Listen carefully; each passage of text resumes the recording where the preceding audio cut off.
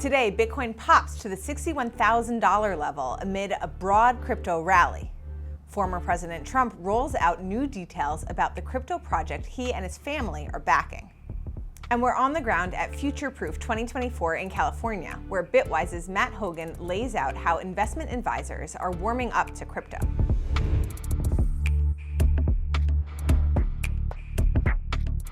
Welcome to CNBC's Crypto World. I'm Lindsay Jacobson. Cryptocurrencies green across the board, recovering after yesterday's dip.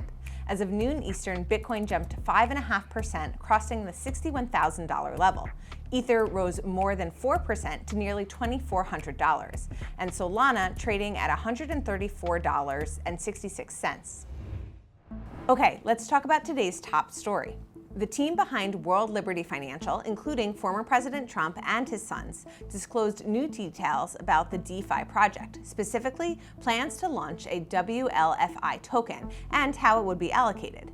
Zach Folkman, a business partner on the project, said that 20% of the tokens would be allocated to the founders, including the Trumps, 17% for user rewards, and 63% for the public.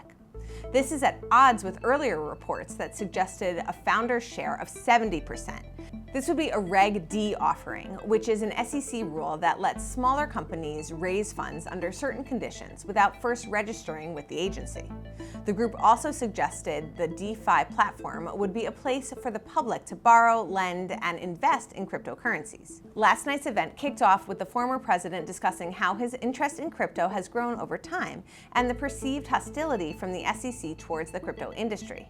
This comes as Trump is positioning himself to be the pro-crypto candidate in the 2024 presidential election. His opponent, Vice President Kamala Harris, hasn't made public statements on crypto yet, but is reportedly warming on the issue and has the backing of some of the industry, including the Future Forward PAC that began accepting crypto donations last month. Trump's campaign has been accepting crypto donations since May. Total crypto spending on the election has surpassed $190 million, with the Winklevoss twins leading in individual contributions at more than $5 million each. They announced their support for Trump back in June. We reached out to the Harris campaign about Trump's recent crypto endeavors and asked about the vice president's crypto stance, but didn't immediately hear back. All right, for our main story, let's turn to Future Proof 2024 out in Huntington Beach, California. Crypto World's Tanea McKeel is on the ground at the event for investment advisors, and she caught up with Matt Hougan, CIO of Bitwise Asset Management. Hougan shares how advisors are warming up to crypto and how the 2024 election could affect prices. Matt Hougan. Yes. It's great to see you. Thank you so much for joining us from this beautiful event here in Huntington Beach.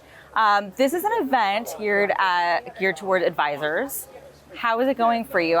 There's a smaller, I think, crypto presence here, just walking the tents, than at an actual crypto-focused conference. Yeah. And I'm kind of wondering how reflective that is, and we'll get a little bit into this, of the investor space and their views toward crypto. So how's the event been so far for you? I think it's been great. I think that tells you is that crypto is being normalized, right? We're in this era of ETFs. Crypto can stand side by side with stocks and bonds and real estate and commodities and other alternatives. And that's what you see here. The crypto tents look just like the Morningstar tent, looks just like the Bank of New York tent.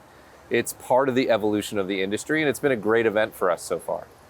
Earlier this year, you spoke at another event, and I'm sure we've talked about it as well, but the conversation with advisors and institutional investors, you spoke about it not being about whether Bitcoin is going to 74K again, or if it's sliding back to 40K, but rather, a question of whether or not Bitcoin is going all the way down to zero. Right. It's not been a year, but has that evolved just, with the launch of Bitcoin ETFs earlier in the year and they're gaining popularity? Have you seen a shift in that conversation? Yeah, I really have. I think people have put zero to bed in Bitcoin. Really? People don't talk about that anymore. You have Larry Fink talking about Bitcoin on CNBC. You have Bitcoin ETFs being the most successful ETF launch of all time. I think people realize that Bitcoin is here to stay. Now the questions are more about how do you value it? What is the percentage in a portfolio? Where do you take from in the portfolio to allocate to Bitcoin? From our perspective at Bitwise, the allocation by advisors into the space is going exceptionally well, and I see it accelerating. Something you used to hear a lot was between 1% to 3%. Is that still kind of the base case for a lot of people? So the new 1 to 3 is like 3 to 5. It's actually Interesting. upticked. We're seeing more people make more significant allocations. And that makes sense if you tie back to what we originally talked about. If you now don't think it's going to zero, then it's okay to make more than a token-sized allocation, more than a 1% allocation. And if you do a portfolio optimizer, it's going to spit out numbers that look a lot more like 2.5%, 3%, 4%, 5% than 1%. So that's increasingly what we see. Do you ever talk with advisors, or do they talk with you about statement risk and this idea, maybe an older one now, but this idea that they're perhaps more comfortable seeing something like MicroStrategy on a statement versus Bitcoin itself? Yeah.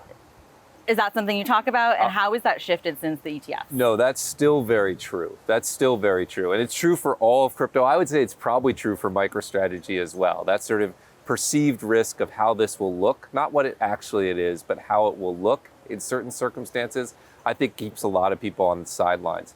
The flip side of that, which you actually see in the ETF flows, is even when the market pulls back significantly, as it has since March, ETF flows are still pretty solid because you have to have high conviction to allocate. We're still in that space. You have to have high conviction. Some people don't feel quite comfortable about it. But look, it's a vast improvement from where we were 2 years ago. 2 years ago, we were talking about FTX. Now we're talking about 3 to 5%, and we're talking about pensions allocating. I think we're doing okay. But that statement risk is still a very real thing. Is it just time in the market? And we've heard from Morgan Stanley now, but as the other wirehouses start to kind of turn on that function, what would turn that around a little bit more? I think it's mostly time in the market. I mean, we've been on this improvement path for 10 years. It's accelerating, not going backwards.